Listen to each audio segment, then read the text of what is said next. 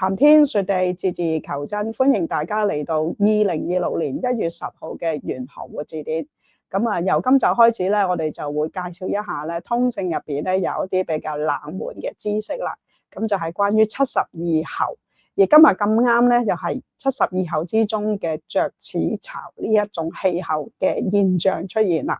其實所謂72候咧，係一種中國人傳統咧，對於氣候嘅溫度變化咧，以觀察大自然嘅一啲現象，又或者係一啲動物嘅活動，又或者一啲候鳥嘅活動啊，就或者佢哋由冬天嘅時候就由北方飛去南方，春天嘅時候就會由南方飛翻嚟北方嘅呢類咁嘅候鳥活動，又或者咧一啲植物嘅生長嘅情況咧，每5日咧就細分為一種氣候嘅現象，就用文字記錄落嚟。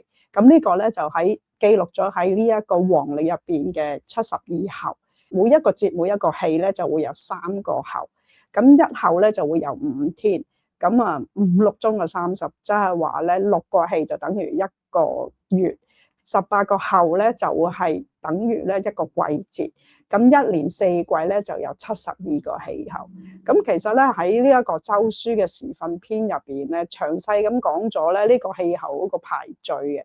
咁我哋今日就唔會逐個氣候咁去數啦。咁啊，主要都係介紹今日係1月10號，2026年就係呢一個雀齒巢。咁咩叫雀齒巢咧？咁就係農民就會發現，由呢一日開始咧，咁啊見到啲喜鵲，雀咧就係講緊喜鵲。咁佢哋咧就開始築巢。點解啲喜鵲會開始築巢咧？就因為咧佢哋發現咗呢一個冬至之後咧，就代表咧太陽咧係啱啱正射南回歸線。咁過咗嗰一日之後咧，咁太陽咧就會漸漸咧就會射向呢個北方啦。咁即係話冬天咧就即將完結，咁啊準備咧迎接呢個春天嘅來臨。所以咧啲喜鵲咧亦都喺呢個時間咧都會喺呢個北方嘅地區咧，黃河流域一帶咧開始築巢啦，意味住啲咩咧？咁啊冬去春來嘅意思。咁好啦，咁啊多謝大家今日收睇啦。咁啊下一集嘅玄學活字典咧，同大家再見，拜拜。